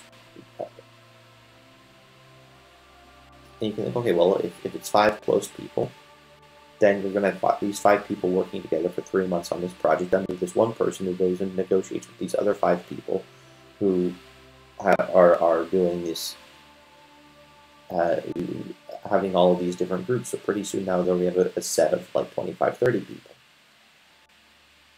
5 such of those arrangements, you get to your Dunbar's number, and that could easily be a department within a business, or a sub-department, or whatever it might be, depending upon the arrangement.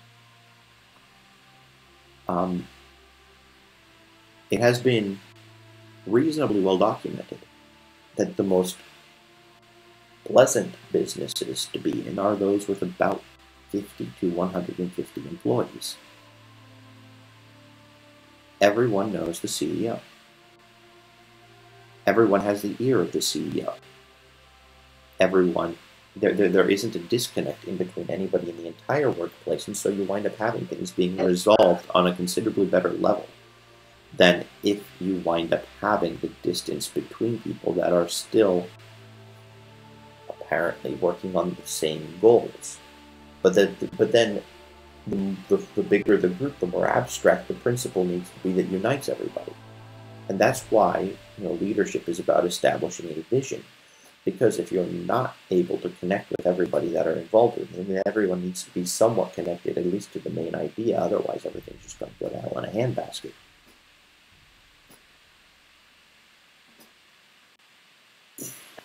As the company grows, only the the group of upper executives that actually interact with the CEO and the board of directors, and then the managers who were originally at the start of the company on the top of like the CEO, are now in a completely different group of people, and along with the people who originally started the company along with the CEO, and now only maybe the lower employees associated with them.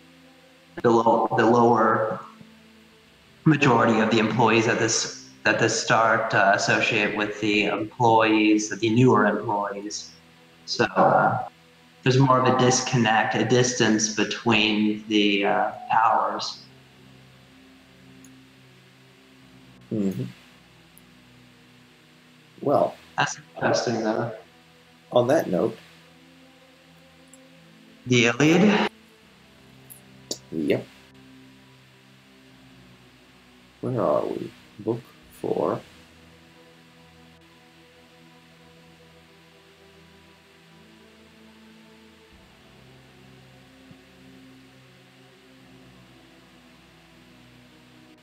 Book 4, lines 215 and following. So the context is, I'll read the argument of the 4th book. In a council of the gods, a dispute arises between Jupiter and Juno, which is at last compromised. Jove, Jupiter, consenting to dispatch Minerva with a charge to incite some Trojan to a violation of the truce. So the Trojans and the Greeks had a truce whereby Menelaus and Paris were supposed to fight over Helen of Troy. Menelaus beat Paris, but Paris ran away, so he wouldn't die. So Minerva descends for that purpose, and in the form of Laodocus, son of Priam, exhorts Pandarus to shoot at Menelaus and succeeds. Menelaus is wounded, and Agamemnon, having consigned him to the care of Machaon, goes forth to perform the duties of commander-in-chief in the encouragement of his host to battle. And the battle begins. So here we are. After King Agamemnon saw what happened,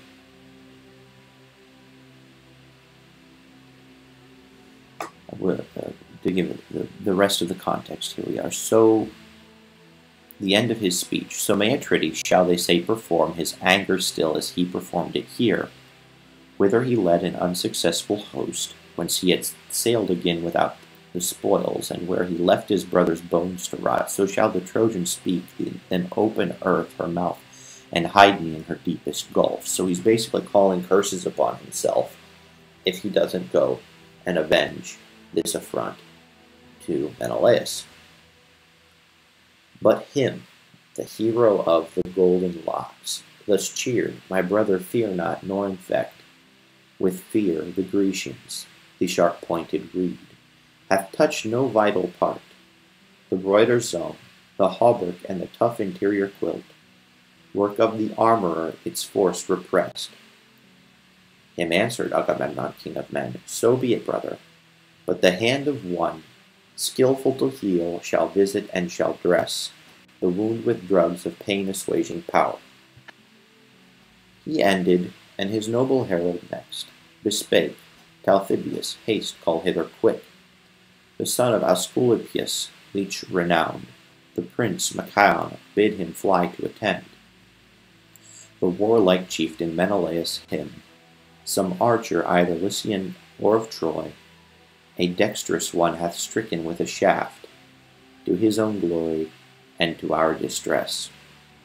He spake, nor him the herald disobeyed, but through the Greeks bright-armed his course began.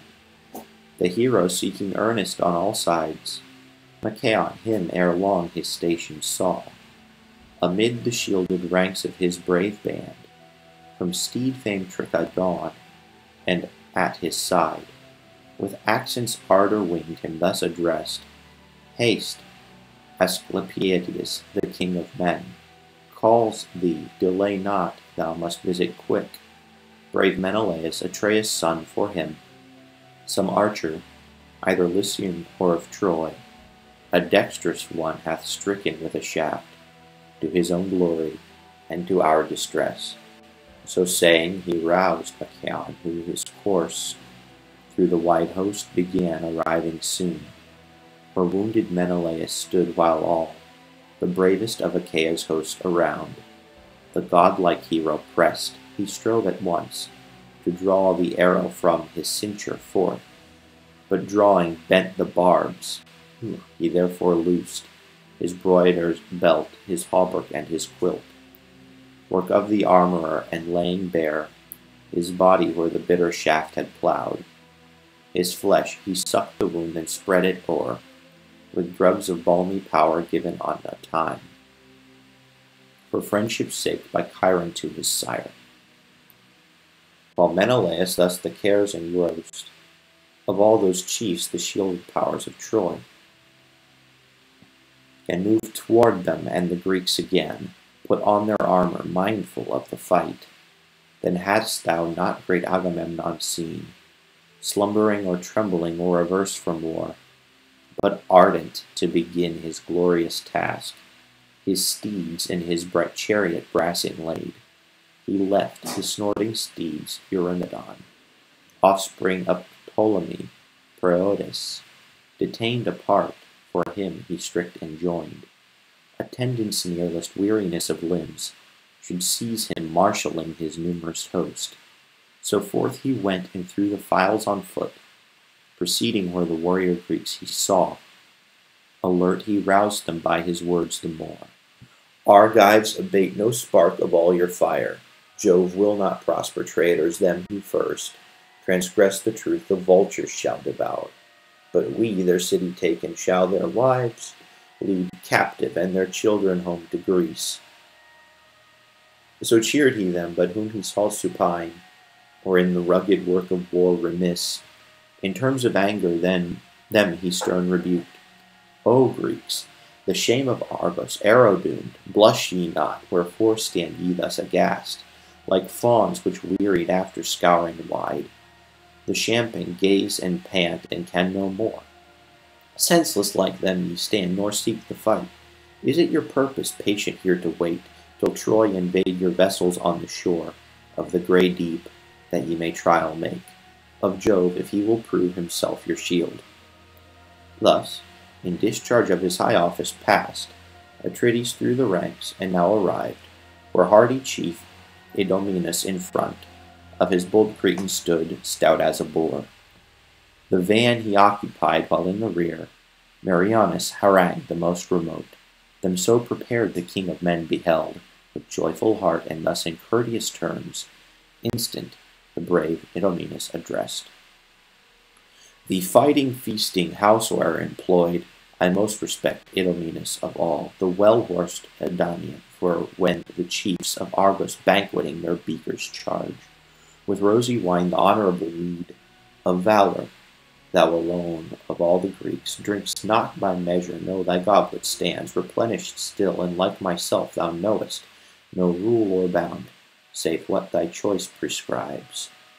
March, seek the foe, fight now, as heretofore. To him Idomeneus of Crete replied, Atrides, all the friendship and the love which I have promised will I well perform. Go, animate the rest, chief after chief, of the Achaeans, that the fight begin. For Troy has scattered to the winds all faith, all conscience, and for such her treachery foul shall have larger recompense of death and woe. He said, whom Agamemnon at his heart exulting passed, and in his progress came, where stood each Ajax, them he found prepared, with all their cloud of infantry behind, as when the goatherd on some rocky point advanced, a cloud seas wafted o'er the deep, by western gales and rolling slow along, to him who stands remote, pitch black it seems, and comes with tempest charged, he at the sight, shuddering his flock compels into a cave. So moved the gloomy phalanx, rough with spears, and dense with shields of youthful warriors bold, close following either Ajax to the fight.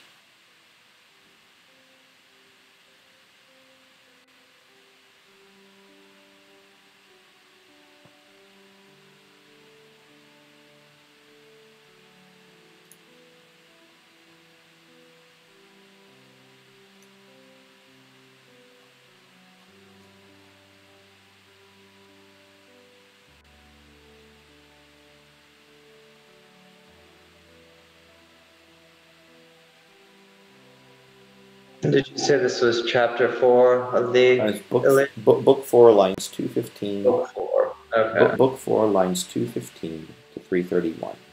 And where is the link that you? I sent it to you. I sent you the document via WhatsApp.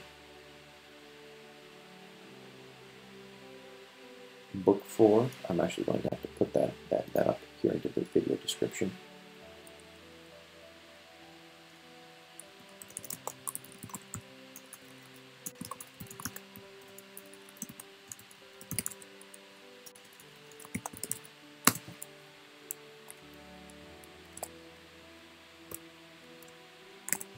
Pretty sure it was lines 215 to 331.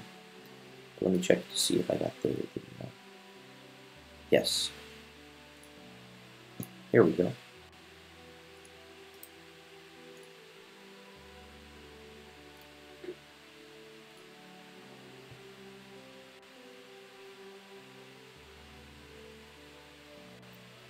So that's that. Where did you say you posted it? I don't see it. I wonder how the Iliad would sound if it were read with that southern accent, he says, okay, oh boy. I'll read that last little bit. I'll read that last little bit like this. To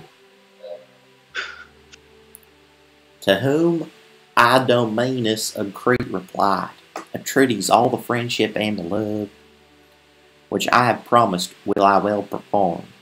Go, animate the rest, chief after chief, of the Achaeans, that the fight begin.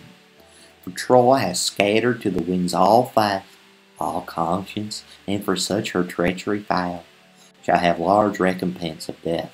And woe. He said, whom Agamemnon at his heart exulting passed, and in his progress came, where stood each Ajax, them he found prepared, with all their cloud of infantry behind, as when the goatherd on some rocky point advanced, a cloud seas wafted o'er the deep, by western gales and rolling slow along, to him who stands remote, pitch black it seems, and comes with tempest charged he at the sight, shuddering his flock compels him to a cave.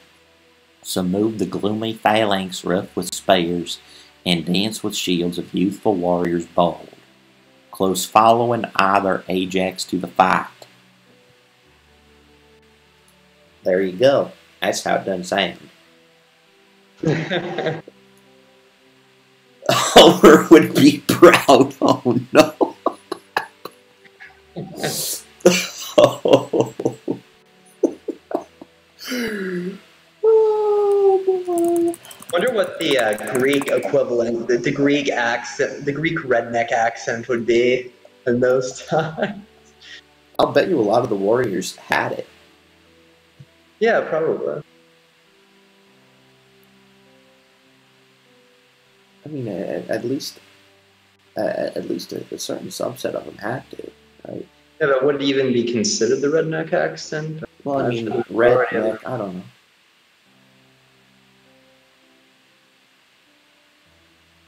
I don't know. I mean, they're unsophisticated. Unsophisticated, yes. Yeah, but the majority of people are unsophisticated. So would it really be seen as like the same thing then as today? So only like the rich had access to education and the ability to read and well, it wasn't exactly that way. Like literacy was actually a thing in Greece. Remember? Oh, was it? Remember? Greece was a democracy. Rome was a democratic republic. Yeah. So you wound up having people being able to be essentially by lot taken, and okay, now you're represented. Now you're representative. So everybody had to be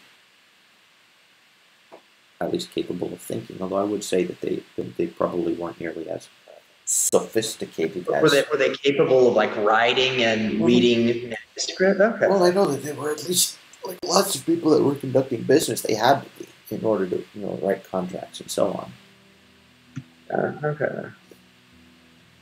In fact, the general idea in that particular time was that if you were an educated person, if you had been specialized in something very, very, and been removed from the world for long enough, in getting your education, if you had received your education outside of the real world, people treated you with suspicion. They would trust you with regard to that little domain that you had gone and studied, but would basically say, yeah, you haven't exactly proven yourself in the real world, and therefore we will be very suspicious of anything else that you bring to the table except for your domain-specific knowledge. And so the common people were expected to actually have a better understanding of how things work than experts. That's interesting. So it didn't matter if you go and you talk like this. If you talk like this in Greece, in that context, understand this alleged experts. yes, because they actually had their feet on the ground. They were actually doing things. It's kind of like this whole idea that, if people say in certain situations, it's better for the engineers to go and talk directly to the people that are using the things that they engineer, as opposed to, trying to go and do a top-down approach of, okay, we'll just go and analyze things and look only by the numbers. Whereas if you go and just ask somebody, okay, why are you so much more productive than him? Because I went and I took this one block that I machined and I put it in the back corner of my machine, and now it works way better. Why'd you do that? Because it works. I know that it works. I saw that this was getting caught up there, and so on. well, then everyone else's machines can be improved in the productivity of an So entire yeah, group. the engineers want to replicate those results then of what the person. The person that was using the machine though will automatically know, and it's the same kind of thing as the person engaged in a trade, the person engaged in whatever it is that they're doing, will understand the intricacies thereof better than somebody who's just gone and done. But is that true understanding, though? I mean, does the common person who moved the machine actually have understanding? Just because they did it doesn't mean they understand the process behind it. No, it doesn't mean that. But if you think that ultimately many people were living hand to mouth, right, that necessitated some amount of understanding. Yeah, definitely helped them. Of course, you wound up having a bunch of tradition too, and you learned it. But the fact of the matter is, the people that knew stuff, obviously, those are the people that wind up getting the call when things go to crap. Yeah, and everyone recognizes that. Everyone knows competence because the competent people are the people whose machines are working. The competent people are the people whose households are being run right. The competent people are the people that everyone else goes to for help that doesn't really go and ask too many other people for help except for menial things. That's kind of been the way that it's been. So people know and recognize competence. And but that doesn't mean, like, you could have, using our modern understanding, right? You could go and say there's a bunch of incredibly incompetent ISTJs in all sorts of fields. Incredibly competent ISTJs, and almost none of them, without a serious kick in the butt, will go and assume a position of authority. But if you wind up having one of them in a position of authority and they're working in conjunction with people that are more intuitive, things can go very, very smoothly and well. And certainly they would be good managers. They wouldn't necessarily be good visionaries, but can certainly look at what exists and make, conserve it and then make incremental changes. And then when you're dealing with more intuitive things like a computer program, then you wind up, still being generally conservative and making these incremental changes, incremental and reversible changes. And if you wind up having somebody that learns, even be it completely by trial and error, if it's somebody that has gone and taken the time that it takes to learn in order to be able to feed themselves, they will be competent. And that's the entire premise. That's the entire basis of autodidacy. That is the entire basis of autodidacy. It's literally do or die. And then, or surround yourself by people that can help you do or die. But it's the initial person, the person taking initiative based off of his goals, as opposed to some outwardly imposed ones.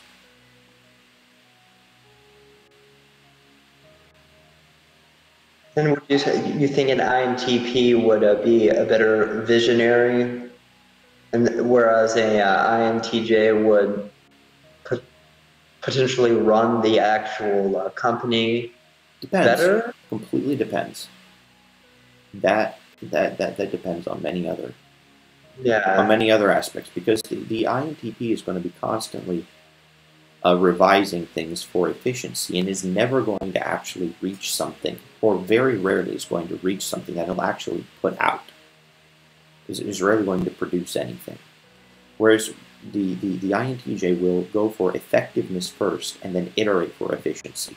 Like if something needs to be done, the INTJ is going to go out and do it. Yeah. And then think about improvements. But if there's a question of putting food on the table, I mean, even an INTP can be forced into implementing something.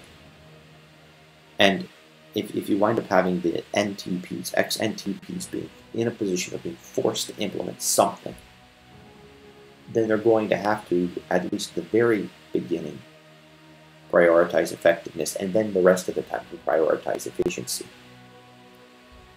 So I think that a lot of that has to do with what requirements a situation presents. Because a whole lot of people, I mean, you can wind up having people that aren't naturals at it, knowing how to swing a hammer. You can wind up having all sorts of people that would otherwise be bumbling buffoons figuring out things if, you know, if not doing so means that you starve. It's only upon having your actions divorced from any kind of meaningful consequences that people can get away with incompetence for any prolonged period of time.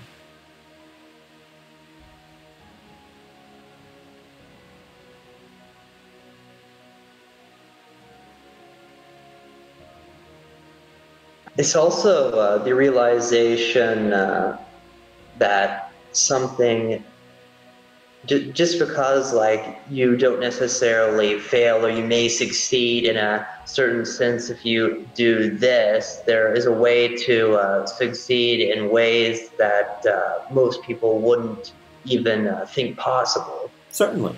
Which is why there are the billionaires. That's how someone becomes a billionaire. They succeed to such an extent that, I mean, if anyone else had come up with that idea, then they would not think it's possible, and it's yeah, and those are risk takers. Mm-hmm. Those are risk takers. Those are people that are like, okay, but you can't really take risks unless you've amassed the resources to do so, or convince somebody who has the resources to take that risk. And that's why explorers needed to have sponsors, or they needed to be independently wealthy. That's just the way things have always been. I mean, that's the basic principle of capitalism, is that if you have resources, you expend them to try to improve your condition and the condition of your fellow man. And most people have the mentality of, if it works, don't fix it. They don't think about... If it ain't broke, don't fix it. If it ain't broke, it doesn't need to be fixed. They don't have any inkling of what it could be optimized to. They don't have any ideas as to the potential of something. And that is why the predominant quality of leadership is establishment of a vision, and then constantly hammering it over and over and over again.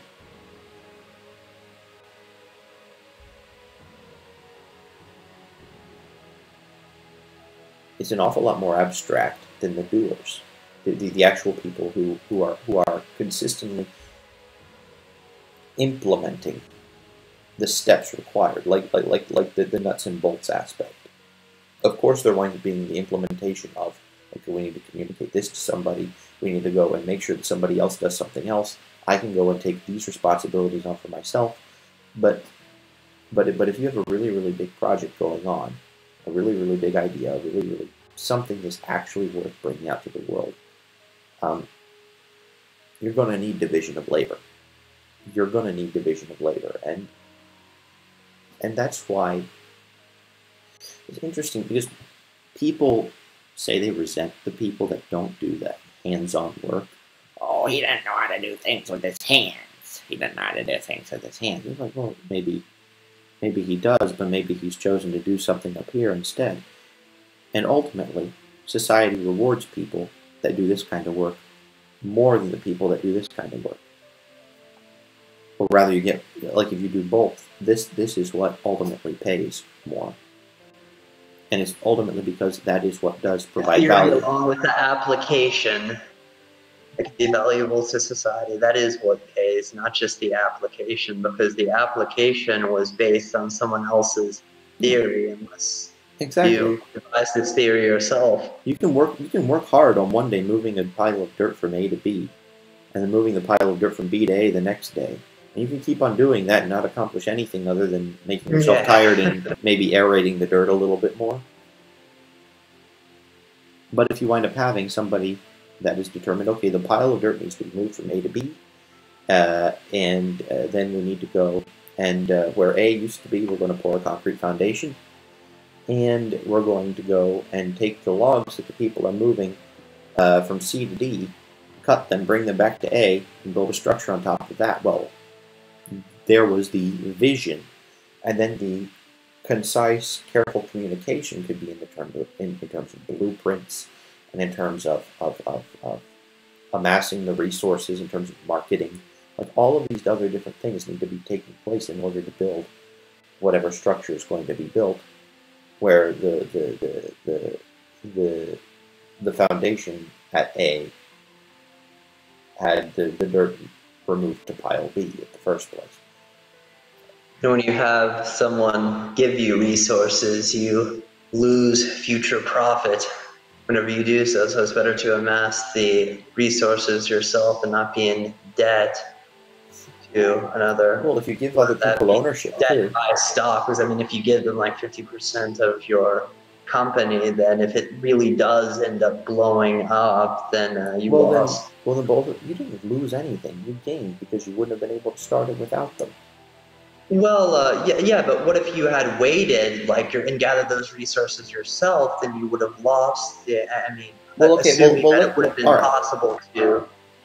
Assuming that it would have been possible to gather those resources. Then that's a legitimate point.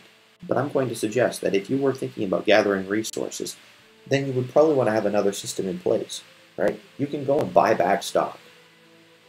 As you're growing a company, if you think that your company is going to continue to grow in value, you can buy back your stock. But remember, you will never, ever, ever, ever, ever get anything in life unless you either produce it for yourself or produce something that you don't want and trade it for something that you do. Stock is just yet one of those other things. It is an asset, something that you can trade. And ultimately, I mean, people can make deals. You can also say, okay, here's the deal. I will offer you X percentage of the company for Y amount of money, and then when you get your money back, your percentage of ownership goes down by half or whatever. I'm really disliking this audio. Sometimes you cut out, and then that obscures the meaning of the rest of the sentence, and then there's like a slight echo on some of your words, and it just... That's probably Discord. Yeah, Discord's not functioning properly. It's really affecting my my overall comprehension of what you're saying, because it's like you cut out, and then there's a one word obscured, and then I have to put the pieces together, and it's taking me a longer time to a conclusion than it normally would. Well, how about before we talk the next time, we can go and look at the Discord settings, because I think there may be something weird going on there. Is there a problem with what I'm saying, or are you? No, I'm getting it. Am I cutting out at all? No, you're not cutting out at all. I'm getting every single word. Your picture has frozen, I think, 2 or 3 times in the entire thing, and it's only been for a matter of a couple of seconds at a time, so no big deal there. Anyhow. Yeah, but you're fine now. I can understand you now. It's just that sometimes it's just obscured. Well, just thought I would let you know. It's about time for us to wrap this up, so if you have anything else that you'd like to add before leaving, we still have about 2 minutes before wrapping it up.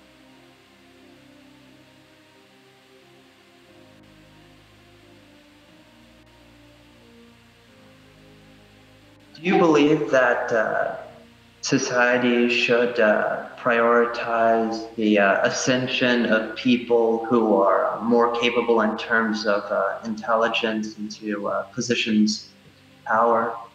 That's been tried, blown up in people's faces. Could you repeat that, please? Been tried and has blown up in people's faces.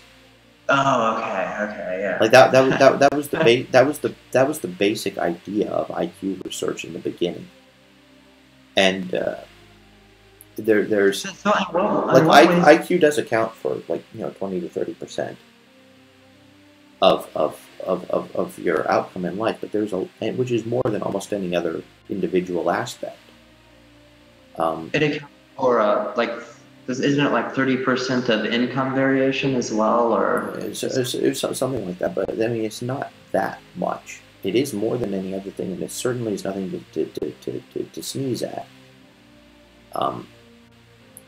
But it's much more important, I think, to be able to provide people as free of a place to either excel or not as they would want to. I would say that you would accomplish a lot more by not being oppressive than by selectively raising a few.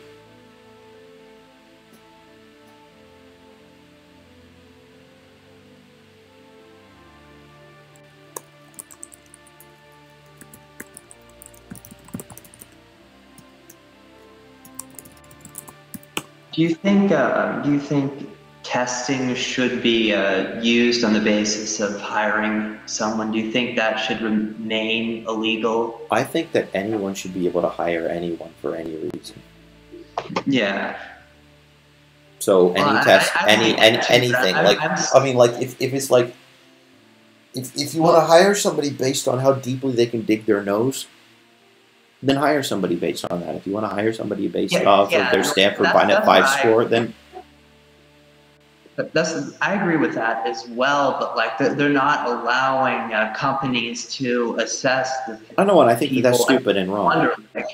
I agree with that. That's what I'm saying. I think they should allow like engineering. I mean, if you're someone looking for an engineer, you would want the most competent engineer, and what do you call assess their engineers. Yeah, you are.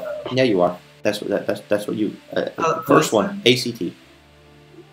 Well, yeah, but I mean it's not as extended scale. Jobs don't really look at the ACT score. No, do they? But they select for that when you go into the program.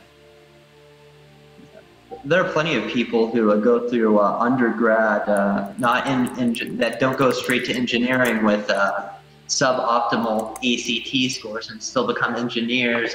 I was talking to someone who got like 23 on the ACT, and yet he became an electrical engineer.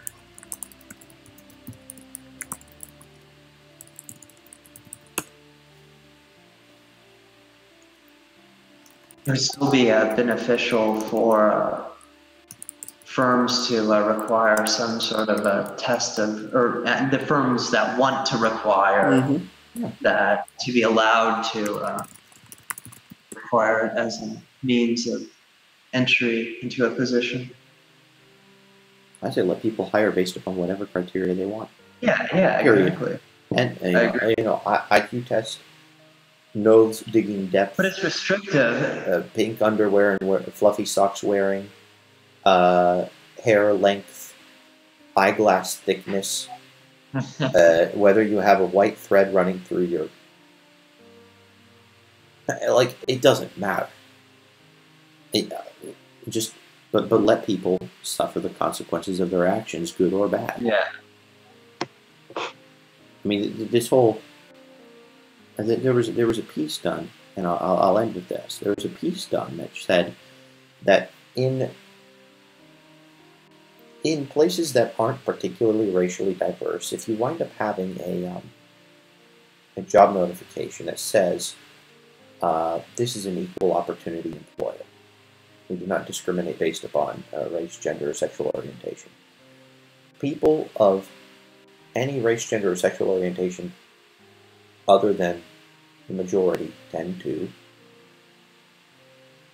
not apply because they will feel like a token.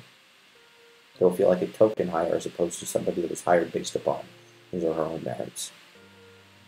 And so that's why I think that you just remove all of that language out of it. Just completely, you can have people that put that language there if you want, but don't necessitate it. Don't necessitate anything like that. I will go, if someone is a horrible poop bag and won't hire somebody because somebody's a woman or because somebody is black or because somebody's trans or whatever, and I think that those are good candidates, I will go and I will snatch them up and I will pay them fair or above fair. I will pay them a good wage for their work. Whatever thing that might be considered, a minority group that needs to, you find me a good candidate, white or black, male or female, straight or queer, whatever it might be, I will make my decision based upon what's good for accomplishment of that goal of whatever the company I'm doing the hiring for is. And if anyone uses any suboptimal hiring methods, well, I would just assume that they would reap the rewards. Like I've noticed, just in terms of research teams, they're incredibly diverse. Diverse on an intellectual level, and diverse on a physical level. Like if you wind up having a bunch of NT type people that really don't give a crap, you're going to wind up having quite the crew. You're going to wind up having the ragtag band of misfits that goes and accomplishes a great deal. But you don't do it by being like, okay, I need to find X number of people with Y skin color and Z number of people with A skin color, and they do that in universities too. And then it's like, hold on, drop your pants. We need to have so many people with different private parts, and then tell me how you feel about your private parts too. That matters about a hiring decision. Otherwise, people will complain about us having too few of a specific skin color in our organization, and we'll be dubbed racist. We can't have that happen. It's like, okay, we have too many people with testes, so you basically, the hiring thing is either A, we take a bolt cutter to you, or B, you don't get the job. It's like, no, thank you. It's like, oh no, this guy's fine. He severed his genitals in order to enter the It's like, oh, so he's done it, man. That's completely fine. That's just horrible. It's like just. I mean, I don't see anybody complaining about the lack of women garbage collectors.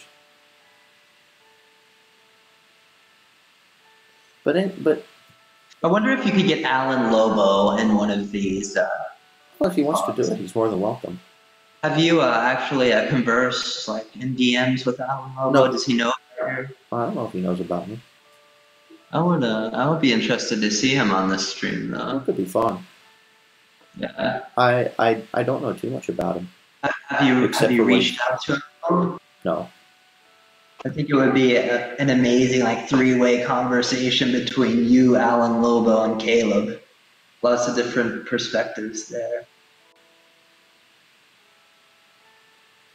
It would be. It could be fun. It could be very fun. Like I don't know him. I don't know him like I know you. I don't know him like I know Caleb. I don't know him like I know Steven. I don't know him half as well as I know some of the people that are just here tuning into the stream. So, hello, Jack. And seeing how relatively superficially,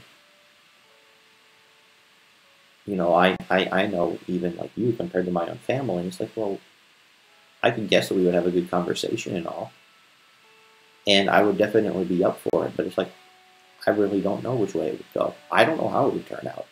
I think it'd be a good experiment. It'd be fun. Do you think your father would ever want to get on one of these streams? No.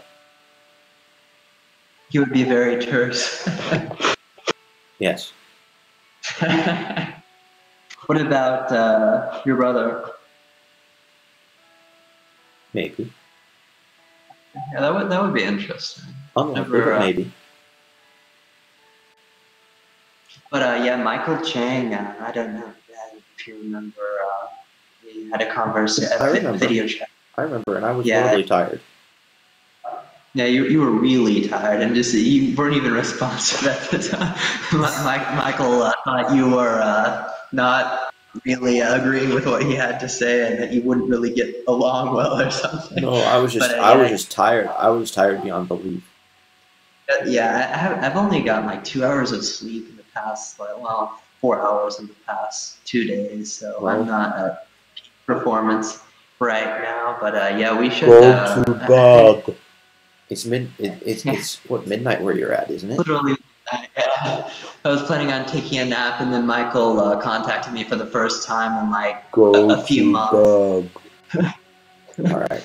Okay. It's Good night. it's 7:03 in the morning for me, so I also have other things I need to get done today. Thanks for inviting me. Oh, Good night. good night, and see you all later. Thank you, JJ, for joining the stream.